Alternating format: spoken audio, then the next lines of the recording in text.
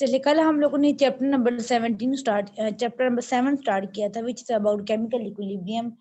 Chemical equilibrium क्या होता है, इक्विलिब्रियम कांस्टेंट जिसे हम केसी कहते हैं वो क्या होता है, हमने ड्राइव किया था। देन उसके कुछ हमने पॉइंट्स पढ़े, फिर हमने केसी की हमने फिर कल लास्ट टॉपिक के जब हमने क्या किया था, इक्विलिब्रियम कांस्टेंट एक्सप्रेशन हमने ड्राइव किया था कि हमें कोई इक्वेशन दी गई हो और हमें उसका केसी एक्सप्रेशन लिखना हो तो हम कैसे लिखेंगे। उसके बाद मैंने सेल्फ एक्सरसाइज भी जो बहुत कम बच्चों ने करके भेजी है, उसके बाद क्या है कि आज हमने पढ़ना टॉपिक वो हमारा क्या है, यूनिट्स ऑफ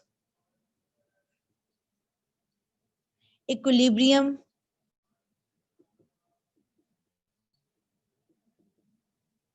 कांस्टेंट। जी ये बताएं इक्विलिब्रियम कांस्टेंट क्या है। इक्विलिब्रियम कांस्टेंट क्या है, पर हमने पढ़ा था।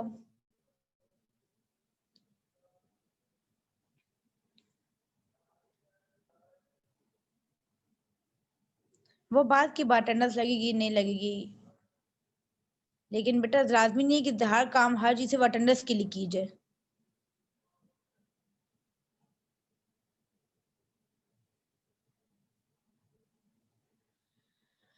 अच्छा, हमने कहा था इक्विलिब्रियम कांस्टेंट क्या है बेटा, के सी इसका इक्विलिब्रियम कांस्टेंट। बिल्कुल, इक्विलिब्रियम कांस्टेंट क्या आप जो कल पढ़े थे, के सी जिसे हम कहते हैं इक्विलिब्रियम कांस्टेंट। अब हमने इक्विलिब्रियम कांस्टेंट एक्सप्रेशन ड्राइव किया था हर इक्वेशन के लिए। आज हमने करना उसके यूनिट्स ड्राइव करने हैं, ठीक है। अब देखें के सी कोई फिक्स यूनिट नहीं होता, क्योंकि के सी क्या, it is the ratio between the concentration of product and concentration of reactant, ठीक है। इससे कोई अलग से यूनिट नहीं है, क्योंकि ये सिर्फ प्रोडक्ट और रिएक्टेंट के आपस में रेशियो है, कोई ऐसा अलग यूनिट नहीं है, कोई अलग इक्वेशन नहीं है। It's just ratio between the concentration of product and concentration of reactant. तो जो प्रोडक्ट और रिएक्टेंट के यूनिट्स होंगे उनके यूनिट से हम क्या निकालेंगे, केसी के यूनिट्स निकालेंगे। तो केसी कोई फिक्स यूनिट नहीं होते। आप जैसे आप करते हैं कि हर एक के लिए फिक्स यूनिट कहते हैं कि लेंथ को मेजर करना मीटर में मेजर करेंगे, और हम लोग प्रेशर को मेजर करना हम एटीएम में करेंगे या फिर न्यूटन मीटर में करेंगे, फिक्स यूनिट होते हैं। लेकिन यहाँ पे केसी कोई फिक्स यूनिट नहीं है, केसी यूनिट वेरिएबल्स हैं, वेरी करेंगे with variation of concentration of product and concentration of reaction. यानी हर रिएक्शन के लिए केसी यूनिट क्या होंगे, डिफरेंट होंगे। अब हम 2-3 एग्जांपल करते हैं, फिर आपको ये बात समझ आ जाएगी। सबसे पहला क्या, सपोज हमने ये इक्वेशन ली है, पहले हम ये इक्वेशन एक ले लेते हैं, यहाँ से शुरू करती हूँ। वाटर रिएक्ट कर रहा है कार्बन मोनोऑक्साइड के साथ,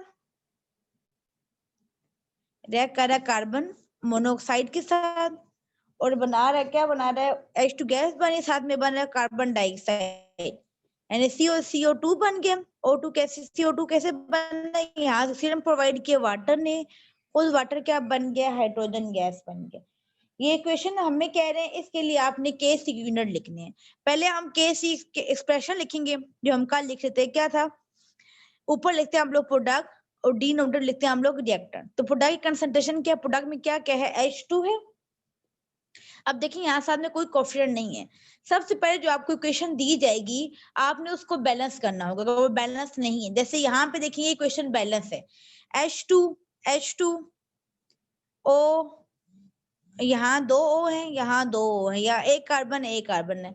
तो सबसे पहला काम ये कि आपने इक्वेशन को बैलेंस करना है। इक्वेशन बैलेंस कर ली, फिर आप लिखेंगे इक्विलिब्रियम कांस्टेंट एक्सप्रेशन, इसे मैं लिख रही हूँ। प्रोडक्ट में क्या है, H2, फिर साथ में क्या है, कार्बन डाइऑक्साइड, क्योंकि यहाँ पे कोई कोफिशिएंट नहीं है इसलिए हम यहाँ पे हम लोग पावर में कुछ भी नहीं लिखेंगे। Divided by concentration of reactant होते हैं, रिएक्टेंट में क्या क्या है, वाटर एंड कार्बन मोनोऑक्साइड। अब कल जब मैं पढ़ा रही थी केसी वाला, वहां में मैंने बताया था कि जो यूनिट जो ये लिखते हैं ब्रैकेट्स का मतलब होता है कंसंट्रेशन। तो क्या यूनिट होता है कंसंट्रेशन का, वो होता है मोल पर डेसीमीटर क्यूब, मोल पर डेसीमीटर क्यूब। इसको ऐसे लिखें या फिर मोल पर डेसीमीटर क्यूब लिख लें, बात सेम। तो ये क्या कंसंट्रेशन का यूनिट है। अब हम यहाँ पे इनकी कंसंट्रेशन जहाँ दी गई है, इस पैकेट का मतलब है H2 की कंसंट्रेशन, तो हम वहां पे क्या लिखेंगे, मोल पर डेसीमीटर क्यूब, ठीक है। अब मैं लिख रही हूँ यहाँ पे मोल पर डेसीमीटर क्यूब।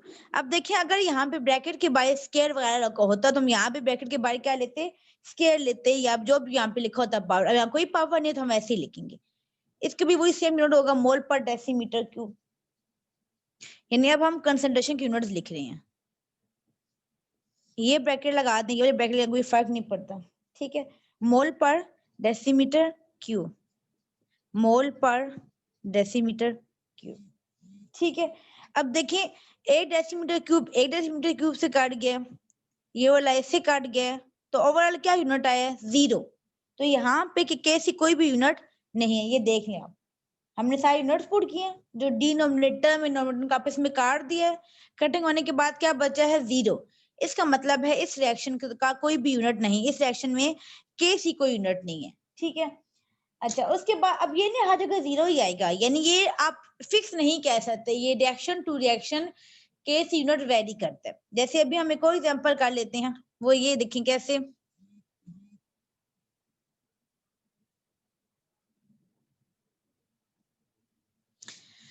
एक और एग्जांपल कर लेते हैं, आपकी बुक में दी हुई है N2O, ठीक है। ये क्या बना रहे हैं, NO2, और इसके 2 मॉलिक्यूल बने। आप बैलेंस कर लें, देखिए N2 था ना, अगर वैसे लिखे हमारे पास N2 है तो यहाँ पे एक NM2 लगा देंगे, ठीक है। तो क्या हो गया है, यहाँ पे कितने सीएन बन गए हैं, 2 2 4 बन गए। सॉरी ये N2O4 था, मैंने 4 लिखा नहीं, N2O4 है, ठीक है। और क्या बने, 2 मॉलिक्यूल बने, NO2 के बने, इक्वेशन बैलेंस हो गया। सबसे पहला काम हमने इसके केस यूनिट लिख दिया, सबसे पहला काम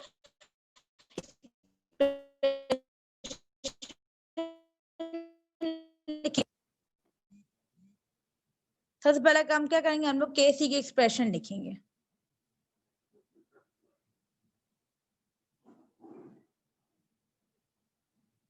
जी, केसी एक्सप्रेशन यानी प्रोडक्ट डिवाइडेड बाय रिएक्टेंट, तो प्रोडक्ट में क्या NO2 है।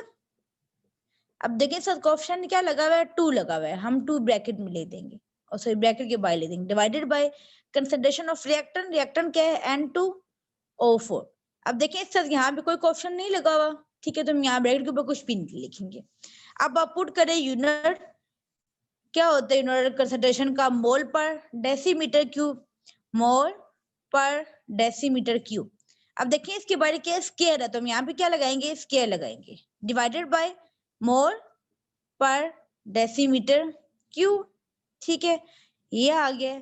अब उसके बाद देखें ये 2 दफा हम क्या करते हैं, इस मोल पर डेसीमीटर क्यूब को स्केयर से काट देते हैं, तो आपके पास क्या यूनिट बच गया, मोल पर डेसीमीटर क्यूब। ये स्केयर वाली बात समझ नहीं, ऐसे दिखा लेंगे मोल पर डेसीमीटर क्यूब, स्केयर है 2 बार लेते हैं आप, एक दफा यहाँ लेते, एक दफा यहाँ लेते हैं, इस एक को एक से काट दीजिए, एक बच जाएगा। मोल पर डेसीमीटर क्यूब केस यूनिट है इस केस में। तो आप ये कहीं भी नहीं कह सकते केस यूनिट फिक्स नहीं होता, आप कहें केस यूनिट वेरी करता है विद रिएक्शन टू रिएक्शन, हर रिएक्शन के लिए केस यूनिट क्या आते हैं, डिफरेंट आते हैं, ठीक है।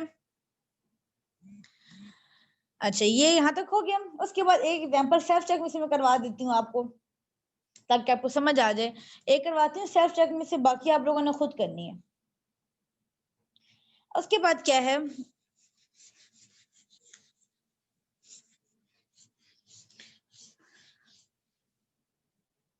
जैसे यहाँ दिया हुआ है PCl5, it will give us PCl3, ठीक है, और साथ में क्या बना है, क्लोरीन Cl2 निकल रहा है। तो देखिए इक्वेशन बैलेंस है कैसे, एक फास्फोरस है, एक फास्फोरस है, 5 क्लोरीन है, तो यहाँ पे 3 ये हैं 2 ही हैं, 5 क्लोरीन बैलेंस हो गए, ठीक है, इक्वेशन बैलेंस है।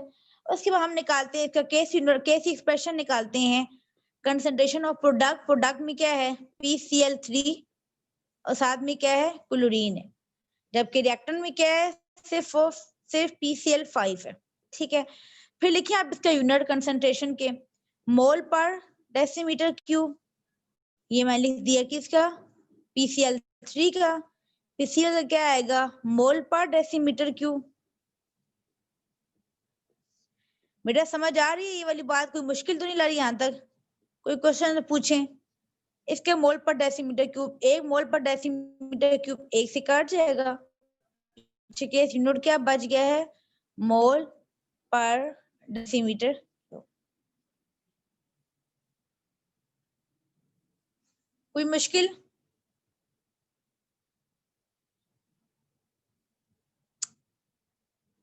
मैम जिनके साथ कन्फ्यूजन 1/2 होता है उससे एक यूनिट कैसे निकालते हैं?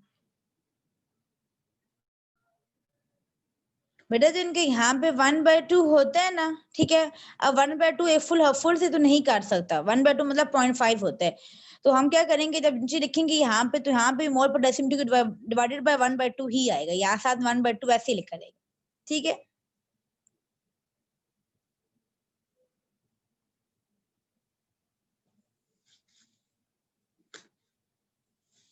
किसी का ऐसा हुआ तो मुझे एग्जाम्पल बताना, करके मैं आपको करके भेज दूंगी। कोई ऐसी एग्जाम्पल 1/2 आ रहा, ठीक है सुंदर, मैं आपको करके भेज दूंगी। फिर वैसे एक क्वेश्चन मैंने भी कभी किसी बच्चे ने किया नहीं है, शाबाश। चले, उसके बाद एक एग्जाम्पल दी हुई है 7.3। मुझे पता है आप सारे लकीर के फकीर हैं, तो इसे करवा ही दूं, फिर बाद में आप लोग कहना है मैम ने करवाई नहीं थी। एग्जाम्पल दी हुई सॉल्व हुई है, कह रहे हैं कि एक रिएक्शन है, 7.3 एग्जाम्पल है, वो मैं करवा रही हूँ। अब उसमें कह रहे हैं कि एक reaction A + 3B, it will give us, ये 3B है, इट विल गिव अस क्या बने, प्रोडक्ट 2AB बने। ये जनरल रिएक्शन दिया है, जस्ट जनरल, ठीक है। वो कह रहे हैं कि जो A है उसकी कंसंट्रेशन कितनी है, 0.339 m। m मतलब यहाँ पे दिया हुआ है, मोल में दिया उन्होंने, मोलैरिटी दी हुई है, ठीक है, इतना उसका मोल है, बल्कि मोलैरिटी है। उसके बाद क्या दिया हुआ है, कह रहे हैं जो B है उसकी कंसंट्रेशन कितनी दी गई है हमें, यानी कंसंट्रेशन बताई गई है, ठीक है, वो कितनी है, B की 1.197 ये, और कह रहे हैं हमें ए बी की कंसंट्रेशन है वो भी बताएगी, वो कितनी है हमारे पास 0.203 हमने क्या कैलकुलेट करना है, हमने के सी नॉट 3B, ये मेरा 3B है, क्या हो गया, के सी हमें फाइंड करना है, ठीक है। सबसे पहले आप क्वेश्चन के लिए के सी एक्सप्रेशन लिखो, कौन कह रहा है 3B नहीं है, हाँ जी ऐसे ये देखा आपने, ये ना देखेंगे बैलेंस हुई हुई या नहीं हुई हुई, जो इक्वेशन दी एज इट इज लिखना हम लोग नहीं, क्योंकि हाइपोथेटिकल इक्वेशन है, कोई ऐसा नहीं कि हम देख सकते यहाँ 2 एटम है और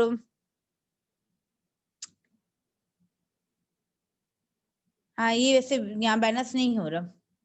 नई बुक में क्या दिया होगा, 2A और 2B होगा, 2A और 2B, यही दिया नई बुक में जी बेटा, 2A और 2B दिया हुआ है, क्या दिया हुआ है,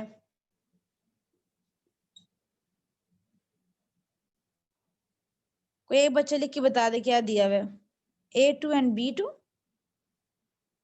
A2 and B2 लिखे तो फिर बेटा बैलेंस ही नहीं होगा, कैसे निकालेंगे ये लोग,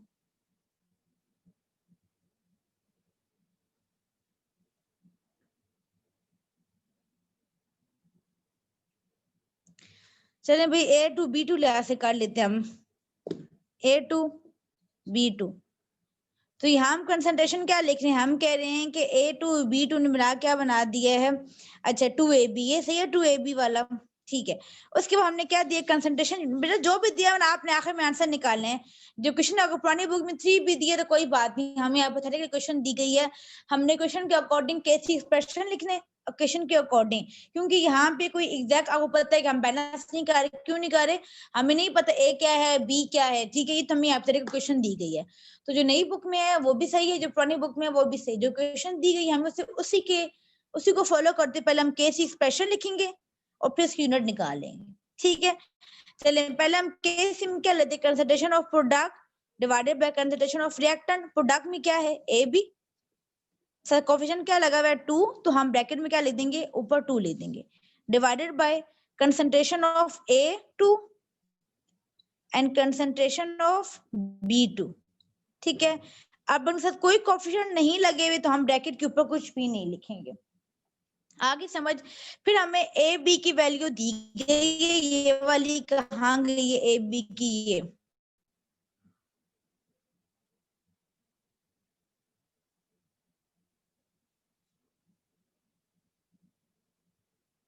बेटा जो भी क्वेश्चन कह रहे हैं ना सेल्फ चेक आप लोग खुद करेंगे ना, सेल्फ चेक मैंने क्या किया, सेल्फ चेक मैंने पार्ट किया, बाकी आप लोग खुद पार्ट करेंगे, खुद भी काम कर लेना, खैर है, हेल्प जो लिया करें आप भी, कोशिश तो करें आप। अच्छा, उसके बाद मैंने केस एक्सप्रेशन लिख लिया, मैं केस की वैल्यू पुट करूंगी। अब हमें ए बी की कंसंट्रेशन दी गई तो हम मोल पर डेसीमीटर क्यूब नहीं लिखेंगे, वो तो हम यूनिट्स निकालते हैं। हमें ए बी कितनी कंसंट्रेशन दी गई है, ए बी की ये दी गई 0.203। अब देखिए ब्रैकेट के बाहर क्या है, स्क्वायर है, तो हम क्या लेंगे, इसका स्क्वायर लेंगे, डिवाइडेड बाय कंसंट्रेशन ऑफ ए कितनी कंसंट्रेशन दी गई है 0.399। जब कंसंट्रेशन पुट कर देंगे फिर अब ये ब्रैकेट नहीं लगाएंगे। बी कितनी कंसंट्रेशन है 1.197, ठीक है।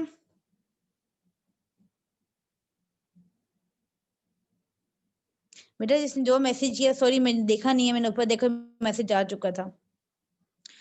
मैं आपको ऑन करती हूँ माइक, मुझे बता दीजिएगा, मैं पर ही पूरा करने दे, ठीक है। तो इसके बाद जो क्वेश्चन पूछना है बता दे, मैंने उसका माइक ऑन कर देती हूँ, ऐसे पूरा क्वेश्चन पढ़ सकती नहीं कभी मैं। अच्छा ये देखिए, मैंने क्या किस सब की वैल्यू दी गई, हमने पुट की है। अब क्या करेंगे, आप इसका स्केल लेंगे, ठीक है, इनको आप इससे मल्टीप्लाई करें, फिर इस वाले को इससे डिवाइड कर दें, पूरा आप आंसर निकालें। मैं यहाँ पे आंसर नहीं निकाल रही, ठीक है, जस्ट वैसे ही आप इसका आंसर निकाले, यहाँ जो भी आंसर आएगा वो आपस के सी की वैल्यू आ गई, ठीक है। कोई मुश्किल यहाँ तक? अब बताएं बेटा किसने क्वेश्चन पूछा था, मैं इसका माइक ऑन कर, जल्दी बताएं, शाबाश। मैंने मिराल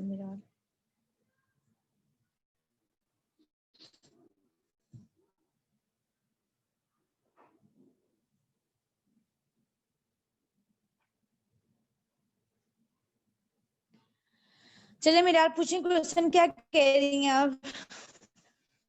नो मैम, आपने बोला था ना कि 1/2 करके अगर कोई सॉल्व हुआ एग्जांपल तो मुझे बताना, मैं बताऊंगी। जी जी। तो मैम 7.1 में ना एक यू थी, वो 5/2 करके बैलेंस हुई थी।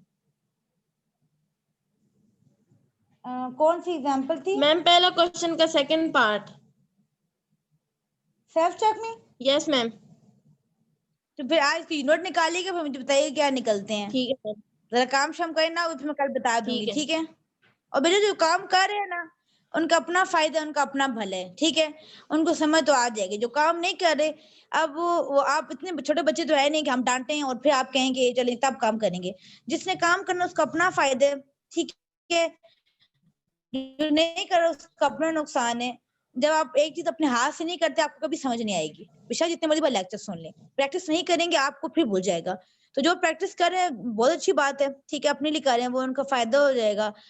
और जो नहीं कर रहे बेटा, फिर आप उनको क्या कह सकते हैं, छोटे बच्चे तो आप हैं नहीं, अपना अच्छा बुरा जानते हैं आप लोग। उसके बाद क्या है हमारे पास, इक्विलिब्रियम कांस्टेंट इक्विलिब्रियम एक्सप्रेशन है, ठीक है।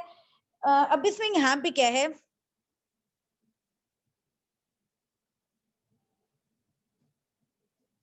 बेटे सेल्फ चेक 7.1 मैंने कल दी थी, आज 7.2 है self check.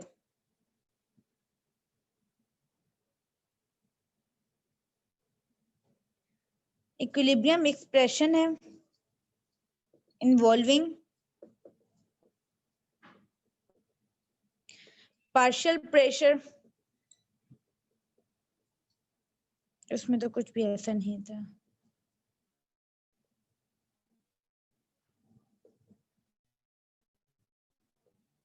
Number of moles and मोल देखिए कहानी हैं। अच्छा ये क्या बता रहे हैं, अभी आप देखें हमने कैसे एक्सप्रेशन लिखा था और हमने कंसंट्रेशन पुट की थी मोल पर डेसीमीटर क्यूब में, ऐसा ही था, ठीक है। हमने किसने पुट की कंसंट्रेशन, हमने पुट किया मोल पर डेसीमीटर क्यूब में। हमने कहा वो कंसंट्रेशन है, कंसंट्रेशन का यूनिट है ये मोल पर डेसीमीटर क्यूब। और उसके बाद कह रहे हैं कि हमारे पास बहुत एक जनरल रिएक्शन ले रहे हैं ए प्लस बी, जो हम कल से रिएक्शन बार बार पढ़ते आ रहे हैं वही है, C capital C and D capital D. अब कह रहे हैं कि देखिए हमारे पास ये क्वेश्चन है, अब सपोज करें हमारे पास ये तमाम जो है रिएक्टेंट गैसेज है, आपको दिया है साथ में, और प्रोडक्ट भी क्या है, गैसेज है। तो अगर हम चाहें तो इसका जो केस एक्सप्रेशन लिख रहे हैं उसको हम मोल पर डेसीमीटर क्यूब यानी कंसंट्रेशन के लिहाज से भी लिख सकते हैं, और अगर गैसेस हैं तो हम गैसेस को मेजर कर सकते हैं पार्शियल प्रेशर की टर्म में। याद करें हम गैसेस को हमने मेजर किया था चैप्टर नंबर 4 में, हमने कहा था गैसेस को हम मोस्टली मेजर करते हैं पार्शियल प्रेशर की फॉर्म मेजर करते हैं, गैसेस का प्रेशर मेजर करते हैं, क्योंकि गैसेस की कंसंट्रेशन मेजर करना पॉसिबल नहीं होता due to small size and small mass. ठीक है, तो हम मोस्टली गैसेस को एक्सप्रेस करते हैं in the term of partial pressure. तो कहते हैं कि हमारे पास ये इक्वेशन है, जब हम इसका हम केस एक्सप्रेशन लिख रहे हैं तो बजाय हम इसको कंसंट्रेशन में लिखने की बजाय हम किस में लिखें, इन टर्म ऑफ पार्शियल प्रेशर। तो हम क्या लिखेंगे, पहले हमने कहा था के सी क्या था, हमने कहा था इक्विलिब्रियम कांस्टेंट है, ये सी हमने कहा शो करता है कंसंट्रेशन को। याद करें मैं जब पढ़ाया था कल वाला लेक्चर में बताया था के सी शो करता है कंसंट्रेशन को। ठीक है, अब हम शो कर रहे हैं पार्शियल प्रेशर, तो हम यहाँ के पी लिखेंगे, यानी equilibrium constant term of partial pressure. KC मतलब K equilibrium constant term of concentration, equilibrium constant term of partial pressure, हम पार्शियल प्रेशर की टर्म में लिख रहे हैं इक्विलिब्रियम कांस्टेंट को। ठीक है, तो आप क्या लिखेंगे, अगेन वही बात, केसी क्या था, concentration of product divided by concentration of reactant, तो केपी क्या होगा, partial pressure of product divided by partial pressure of reactant. सब कुछ वही है, जस्ट पहले क्या था, पहले आप केसी में इस्तेमाल करते थे ब्रैकेट, ब्रैकेट शो करती है कंसंट्रेशन को, यहाँ ब्रैकेट शो नहीं लिखेंगे, आप लिखेंगे पी, पी का मतलब क्या है, प्रेशर। अब आपके पास प्रोडक्ट में दो है सी और डी, पहले लिखेंगे partial pressure of component C. ठीक है, जैसे आप ब्रैकेट के बाहर लगा दे तो कोफिशिएंट यहाँ पे आप पी के ऊपर लगाएंगे कोफिशिएंट, जहां ब्रैकेट थी वहां पी आ गया, partial pressure of component C उसकी पावर सी। ठीक है, फिर आप ब्रैकेट का मतलब मल्टीप्लाई होता है, यहाँ मल्टीप्लाई लगाएं या डॉट लगाएं या मल्टीप्लाई लगा दे, बात सेम है। Partial pressure of component D, ठीक है, और क्वेश्चन क्या है, डी है। फिर रिएक्टेंट क्या है, ए और B, partial pressure of component A, partial pressure of component B, sorry small B. ये बात समझ आ गई बेटा कि हम के, अगर मैं इसी के केस लिखूं, केस सी क्या होगा इसका, केस सी क्या था, कंसंट्रेशन ऑफ सी की power C, concentration of D की पावर डी, ए की पावर ए एंड बी की पावर बी। अब यहाँ सब कुछ वही है, सब फर्क क्या है, यहाँ के सी था हमने के पी कर लिया, हमने यानी कंसंट्रेशन के बजाय प्रेशर में ले रहे हैं, पार्शियल प्रेशर। और जहां ब्रैकेट लिखी थी, ब्रैकेट मतलब कंसंट्रेशन होता है, यहाँ हम लिख रहे हैं पी, पी मतलब पार्शियल प्रेशर होता है। किसी को यहाँ पे मसला, किसी को यहाँ को मसला को समझ ना आई हो बेटा। उसके बाद क्या है, हम इस के पी को के सी के साथ एक लिंक कर रहे हैं कि के P equal to K C R T del N. अच्छा, ये क्वेश्चन कहाँ से आई है या ये क्वेश्चन कैसे आई है बेटा, इसको आप लोगों ने एज इट इज याद करना है, क्योंकि ये जो है आप बीएससी में फिजिकल केमिस्ट्री की बुक है, वहां पे ये डेरिवेशन की गई है और ऑलमोस्ट एक पेज की है, तो आप लोगों ने आपके सिलेबस में इंक्लूड नहीं है कि के पी से के से आपने कैसे साथ में लिंक किया है, वहां पे अलग से डेरिवेशन है, तो आप लोगों ने करना है, आपने उसको एज इट इज याद करना है इस एक्सप्रेशन को। ठीक है, क्योंकि अगर आप कहते हैं कि हमने करना है तो किसी को बहुत शौक है तो बीएससी की बुक खोले फिजिकल केमिस्ट्री की, वहां पे जो चैप्टर है ये केमिकल इक्विलिब्रियम वाला, उसमें डेरिवेशन मिलेगी आपको। ठीक है, लेकिन आपने करनी नहीं है, इसलिए आपको याद करना है कि ये केपी का और केसी का आपस में रिलेशनशिप है। किसी को यहाँ तक कोई मसला है बेटा, जल्दी बताएं।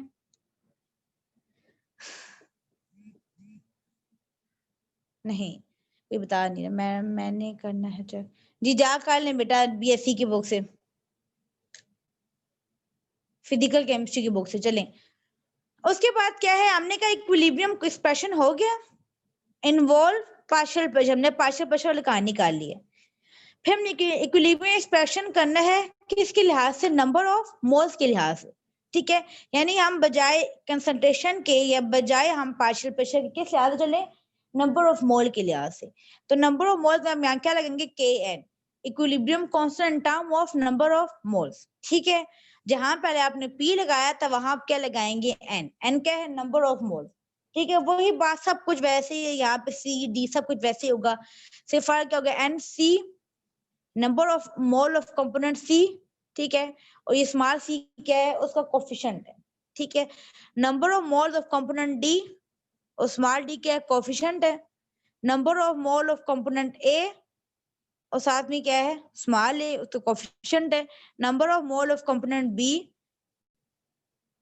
स्मॉल बी, उसका क्या है कोफिशिएंट है। ठीक है, पहले हमने एक्सप्लेन किया है इक्विलिब्रियम एक्सप्रेशन को in term of partial pressure, ना equilibrium expression in term of number of moles. ठीक है, नंबर ऑफ मोल्स लिखा तो हम लोगों ने के एन लिया, बाकी हम सब तमाम चीजों के नंबर ऑफ मोल देखिए, अब हमने पार्शियल प्रेशर नहीं लिया। अगेन जैसे हमने केस पी को के सी को आपस में लिंक किया, ठीक है, इस तरह हम लोग क्या करेंगे के एन को के पी को आपस में लिंक करेंगे, के एन को और के पी को। ठीक है, तो हम यहाँ पे इक्वेशन लिखी वो कह रही है K P equal to K N P over N del N. मैं बता चुकी हूँ ये जो क्वेश्चन आ रहे हैं इनके आपस में एक्सप्रेशन वाली, आपस में इनका जो इक्वालिटी दी गई है इसको ऐसे याद करना है आपने। ठीक है, यहाँ पे इसकी डेरिवेशन नहीं हो सकती, इसको ऐसे याद करने की ये के पी और के एन का आपस में रिलेशनशिप है। अब ये आपने याद क्यों करना है, क्योंकि आगे ये आपके न्यूमेरिकल्स में आएंगे। ठीक है, इसलिए आपको पता होना चाहिए कि हम कैसे के पी हो तो के सी फाइंड कर सकते हैं, या अगर हमें के पी दिया हम के एन फाइंड कर सकते हैं, के एन दिया हम के पी फाइंड कर सकते हैं। ठीक है, दिस इज द रिलेशनशिप आपने याद करना है। ठीक है, के एन ये सारी है, पी क्या प्रेशर है, एन क्या है, यहाँ पे कैपिटल एन क्या होता है number of mole, small N number of moles होते हैं, कैपिटल एन क्या होता है यहाँ पे अवोगाड्रो नंबर होता है, ये डेल एन क्या है नंबर ऑफ मोल्स है। ठीक है, उसके बाद हमारे पास क्या है, हमने दो टर्म्स पढ़ लिए, इन टर्म ऑफ पार्शियल प्रेशर भी हो गया, इन term of number of moles भी हो गया। अब रह गया इन term of mole fraction. Mole fraction आपको याद हो हमने कहाँ पढ़ा था, हमने पढ़ा था जहाँ पे आपने ये पार्शियल प्रेशर पढ़ा था gases, partial pressure of gases chapter number 4 में, वहां पे आपने मोल फ्रैक्शन पढ़ा था एक्स, के x stand for the mole fraction.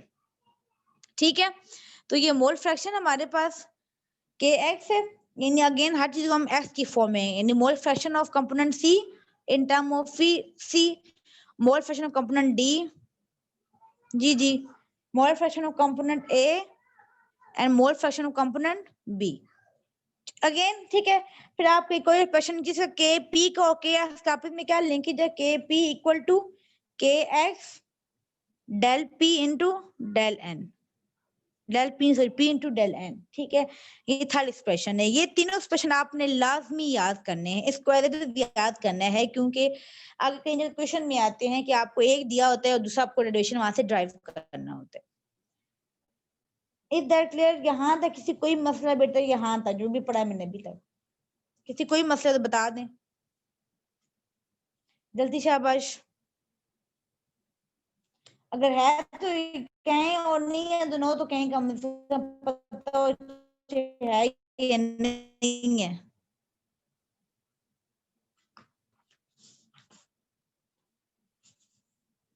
अच्छा, इसके बाद एग्जांपल 7.4 दिए बेटा बुक में, गौर से सुनिए एग्जांपल जो मैंने अभी पढ़ाया, इसके बाद एग्जांपल 7.4 दी गई है। ठीक है, इसको आप लोगों ने एज इट इज यहाँ से देखें, अगर आप समझ आती है तो ठीक है, जिसको समझ नहीं आ रही कोशिश करें शाम तक बता दें मुझे, ताकि मैं आपको इसकी एक अलग सी वीडियो बनाकर खुद भेज दूंगी आज कल तक, अगले लेक्चर तो वेट नहीं कर सकते। ठीक है, तो मुझे जो 7.4 एग्जांपल जो वो मुझे बता दे देखकर, अगला मैं इसके बाद हम लोग मीटिंग खत्म करते, नेक्स्ट मीटिंग ज्वाइन करें। एग्जाम्पल 7.4 शाम तक लाजमी बतानी है आप लोगों ने कि आप लोगों को समझ आई है या नहीं आई।